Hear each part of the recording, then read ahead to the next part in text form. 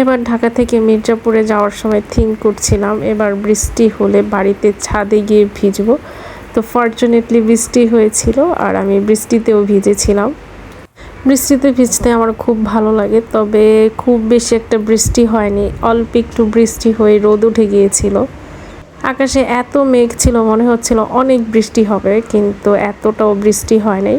কিছুক্ষণ পরেই খুব রোদ উঠে গিয়েছিল। অল্প সময় বৃষ্টিতে ভিজলাম, কিন্তু জ্বর ঠান্ডা এসে গেছে।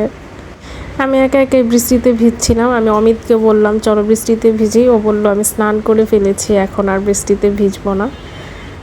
বৃষ্টিতে ভেজার সময় আমার তো মুন্সিগঞ্জে বাড়ির কথা মনে পড়ে গেল। আমরা সবাই একসাথে বৃষ্টিতে ভিজতাম যখন বৃষ্টি হতো।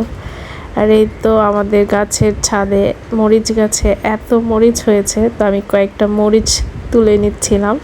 আর এই মরিচগুলো এত ঝাল, খুবই ভালো মরিচগুলো।